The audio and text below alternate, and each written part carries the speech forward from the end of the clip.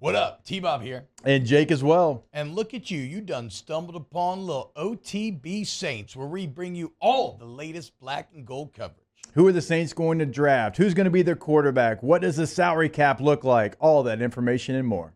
Hope you enjoy it. Like, subscribe. The latest reports are that the New York Jets are going after Aaron Rodgers as plan A, Derek Carr on plan B, and it looks like Derek Carr is saying, okay, I'll wait on the Jets, and then if they don't want me, then I'll maybe go rejoin Dennis Allen and get the band back together just so we can, win 3 or 4 games again. The band that played at the bowling alley because they paid the bowling alley for the space, not because the bowling alley paid them to come play. Yeah, but that's a young lead singer in Derek Carr, okay? It's like how the Beatles, right? What's the old? Are you going to compare Derek Carr to the Beatles right now? Yeah, absolutely.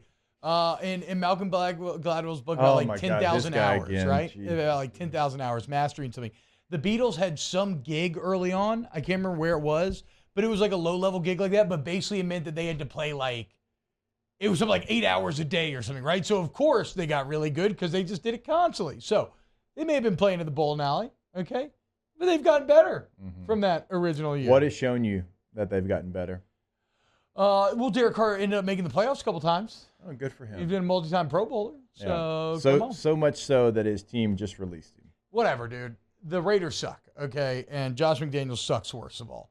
But still, whatever. It's a sad state of affairs for the Saints when you are subservient to the Jets, and that it's actually legitimate. Because as we said, the Jets have the number 2 defense in the NFL, offensive defense rookie of the year. In terms of offense, because the Saints had a top 10 defense. In terms of offense, the Jets were worse, but only slightly worse, about 1.5 points behind what the Saints were doing. So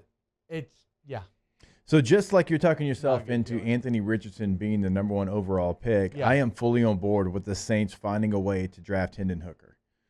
Okay, the more tape that I watch, the more I walk away impressed with him. I think he can make all the throws. I think he continued to grow each and every year that he was a player. He played a lot of football in different spots, Virginia Tech, and then he goes to Tennessee, and he gets an opportunity, and he never gets the job back. And I think the more and more that I sit there and watch, he was in command of that offense. And I just gave you the Anthony Richardson grades. The lowest grade that Hendon Hooker had last year was 62% against LSU.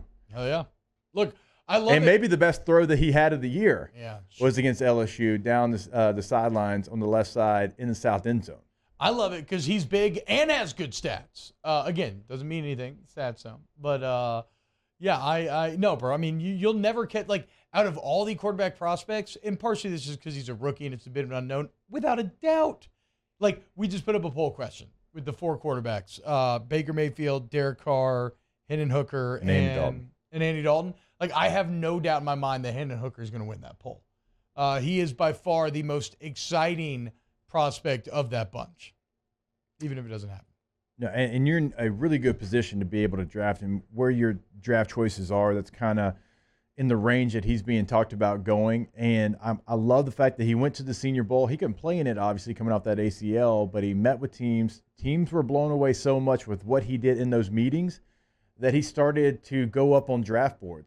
Think about how impressive you've got to be in those meetings to be able to convince them enough that, hey, I'm a guy that you should take a look at, you should do a deep dive into because of what I know just sitting here talking ball on a whiteboard. Yeah. Right? I agree.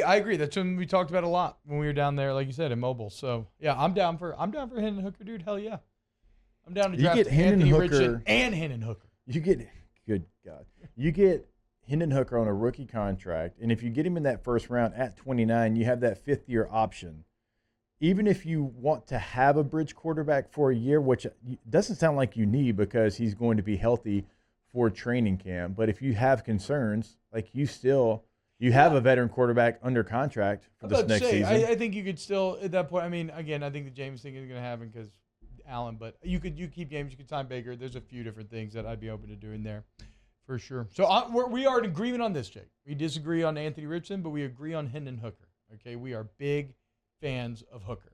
Wow, just amazing black and gold takes right there, Jake. I don't think I've ever heard any takes that are better than the 2 guys that just gave you that take. And you can keep getting them by going ahead and liking, subscribing, ringing the bell, to get notifications when we post. Have a great day. We'll see you on the next OTB Saints.